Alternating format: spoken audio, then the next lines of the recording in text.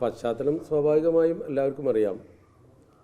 League അനുകൂലികൾ എന്നതിലുപരി സമസ്ത കേരള ജമിയത്തുൽ ഉലമയുടെ കീഴിൽ പ്രവർത്തിക്കുന്ന പ്രിയപ്പെട്ട എല്ലാ പ്രവർത്തകരും ഒരുമിച്ച് നിൽക്കണം എന്നൊരു വികാരം പങ്കുവെക്കുക മാത്രമാണ് ഈ കൂട്ടായ്മയുടെ ഉദ്ദേശം. കാരണം ഒരു ചേരിതിരിവുണ്ടാവുകയോ വിഭാഗീയമായി ഒരവസ്ഥ സംജാതമാവുകയോ ചെയ്യുന്നത് ഇന്നത്തെ സാഹചര്യത്തിൽ സമുദായത്തിന് ഒരിക്കലും താങ്ങാൻ കഴിയുന്നൊരു കാര്യമല്ല. പ്രത്യേകിച്ച് ഇന്ത്യൻ സാഹചര്യത്തിൽ ഇന്ന് മുസ്ലിങ്ങളെല്ലാവരും ഒറ്റക്കെട്ടായി ഒരുമയോടെ നിൽക്കേണ്ടവരാണ്. ദലിത് പിന്നോക്ക ജനവിഭാഗത്തെ പോലും ചേർത്ത് പിടിച്ചുകൊണ്ട് സവർണ ഫാഷിസത്തിനെതിരെ ശക്തമായി പ്രതികരിക്കേണ്ട ഒരു സമയത്ത് ഒരു ഭിന്നതയുണ്ടാവുക എന്നാൽ ഒരിക്കലും അത് സമൂഹം അംഗീകരിക്കില്ല എന്ന് മാത്രമല്ല, അതിന് ശ്രമിക്കുന്ന ആളുകൾ ഒറ്റപ്പെട്ടു പോവുകയും ചെയ്യും. അതുകൊണ്ടാണ് നമ്മളിങ്ങനെ ഒരു കൂട്ടായ്മ രൂപീകരിച്ചുകൊണ്ട് ഉത്തരവാദപ്പെട്ടവരെ ഈ കാര്യങ്ങളൊക്കെ അറിയിക്കാൻ വേണ്ടി ഒരു വേദി താൽക്കാലികമായി രൂപീകരിച്ചത്. അത്രയേ ഉള്ളൂ.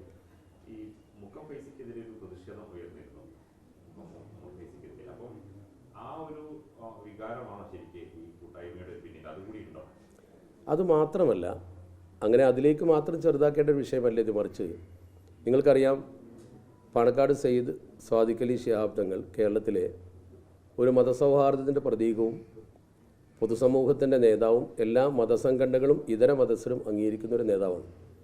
അതുപോലെ തന്നെ കേരളത്തിലെ പ്രബലമായ ഒരു മതസംഘടനയാണ്, ഗ്രാസ് റൂട്ടിൽ വേരുള്ള ഒരു പ്രസ്ഥാനമാണ് സമസ്ത കേരള ജമിയത്തുൽ ഉലമ. അതിനെ തലപ്പത്തിരിക്കുന്ന ബഹുമാനപ്പെട്ട സയ്യിദ് മുഹമ്മദ് ജിഫ്രി മുത്തുക്കോയ തങ്ങൾ കേരളത്തിലെ മുസ്ലിം ജനതയുടെ ആധ്യാത്മിക നേതൃത്വമാണ്. ഈ രണ്ട് കൂട്ടരും ഒരുമിച്ച് മുന്നോട്ട് പോകലാണ് സമുദായത്തിന് ഏറ്റവും കരണീയമായിട്ടുള്ളത്. ഇത് രണ്ടാക്കി തീർത്തുകൊണ്ട് മുസ്ലിം ലീഗിനെ വേറൊരു വഴിക്കും സമസ്തയെ മറ്റൊരു വഴിക്കും ആക്കി തീർക്കാൻ ചില രാഷ്ട്രീയ ശക്തികൾ കേരളത്തിൽ ശ്രമം നടത്തുന്നത് അടുത്ത കാലത്തായി നമ്മൾ കണ്ടുവരുന്നൊരു പുതിയ പ്രവണതയാണ്. അതിനവരെ കുറ്റപ്പെടുത്തിയിട്ട് കാര്യമില്ല. കാരണം അവരെ സംബന്ധിച്ചിടത്തോളം അവർക്കതിൽ രാഷ്ട്രീയ നേട്ടം ഉണ്ടാവും. 1989 ഒരു ചേരിതിരിവ് സമസ്തയിലുണ്ടാകുമ്പോഴും അങ്ങനെ തന്നെയായിരുന്നു.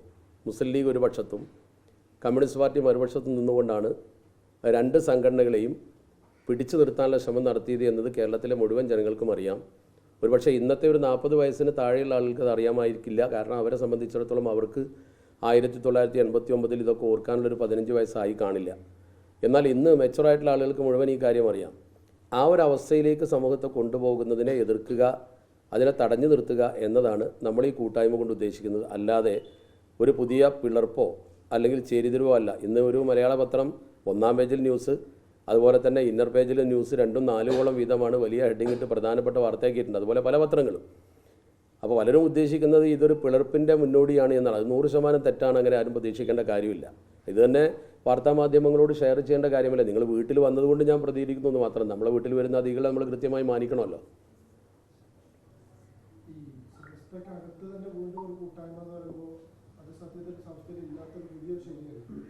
അങ്ങനെ ഒരു കൂട്ടായ്മ രൂപീകരിക്കേണ്ടി വന്നതിൻ്റെ സാഹചര്യം വളരെ മുമ്പ് തന്നെ. ഉദാഹരണമായി സമസ്ത കേരള ജമിയത്തുൽ ഉലമയുടെ പേരിൽ ആദർശ സമ്മേളനം എന്ന പേരിൽ വേദി കെട്ടിയിട്ട് ആഭ്യന്തരമായ വിഷയങ്ങളെ പരസ്യപ്പെടുത്തുന്നൊരു സമീപനം ഉണ്ടായി.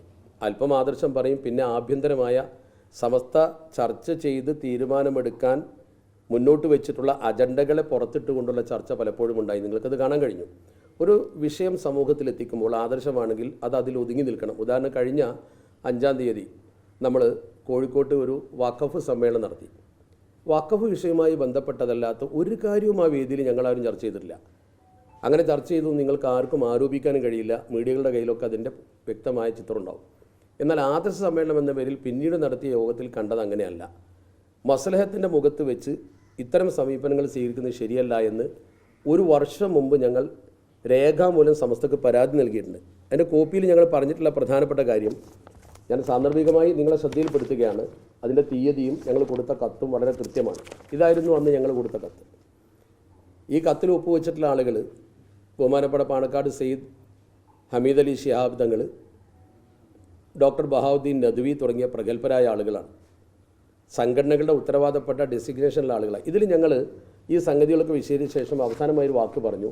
അതിനാൽ സമസ്ത ലീഗ് നേതൃത്വം കൃത്യവും വ്യക്തവുമായൊരു തീരുമാനം കൈക്കൊള്ളുന്നതുവരെ ആദർശ വിശദീകരണം എന്ന പേരിൽ നടക്കുന്ന വിഭാഗീയതാ വേദികൾ നിർത്തിവെക്കാൻ ബഹുമാനപ്പെട്ട മുഷാവറ ആവശ്യമായ നടപടി സ്വീകരിക്കണമെന്ന് വളരെ വിനീതമായി അപേക്ഷിക്കുന്നു. ഇതിൽ പ്രധാനപ്പെട്ട പോയിന്റ് ഒന്ന്, സമസ്തയും മുസ്ലിം ലീഗ് നേതൃത്വവും ഇപ്പോഴുള്ള പ്രശ്നങ്ങൾ ചർച്ച ചെയ്ത് തീരുമാനിക്കാൻ നിരവധി മസലത്ത് യോഗങ്ങൾ നടത്തിക്കൊണ്ടിരിക്കുന്നു. ഒന്ന്. രണ്ട്, ഇത്തരമൊരു പശ്ചാത്തലത്തിൽ വിഭാഗീയത പ്രവണത വർദ്ധിപ്പിക്കുന്ന തരത്തിലുള്ള പ്രഭാഷണങ്ങൾക്ക് കളമൊരുക്കുന്ന തരത്തിലുള്ള പ്രചരണങ്ങൾ നടക്കരുത് എന്നാണ് ഞങ്ങൾ പറഞ്ഞത്.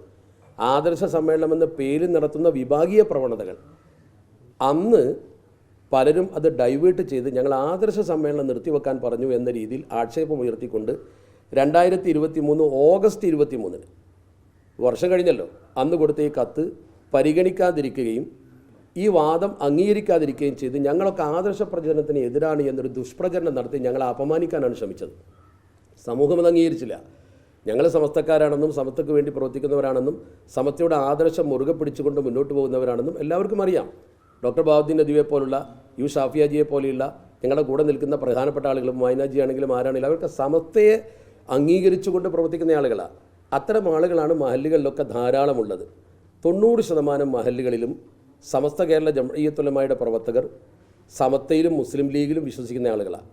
ഒന്ന് രാഷ്ട്രീയ പാർട്ടി, ഒന്ന് മതസംഘടന, രണ്ടും രണ്ടാണെങ്കിലും രണ്ടിലുമുള്ള ആളുകൾ ഭൂരിപക്ഷം ഒന്നാണ്.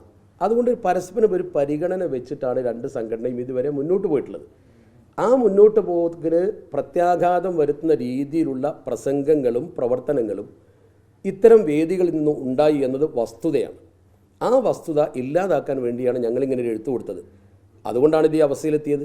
ഇനി എഴുത്ത് കൊടുത്തിട്ട് കാര്യമില്ല, ഞങ്ങൾ കൂടിച്ചേർന്നുകൊണ്ട് പറയുക. പക്ഷേ ഞങ്ങളങ്ങനെ ചേരുമ്പോൾ നിങ്ങൾ മനസ്സിലാക്കണം, താഴെ തട്ടിലുള്ള ആളുകൾ പ്രചരിപ്പിക്കുന്നത് പോലെ ഞങ്ങൾ ഇഷ്ടത്തിനൊത്ത് ചാടിക്കയറി പോകുന്നൊന്നുമല്ല. ഞങ്ങളൊക്കെ ബുദ്ധിയും ചിന്തയുമുള്ള ആളുകളാണ്, സംഘടനാ ശാസ്ത്രം അറിയുന്നവരാണ്, സംഘടനയുടെ ഉത്തരവാദപ്പെട്ട സ്ഥാനം വഹിക്കുന്ന ആളുകളാണ്.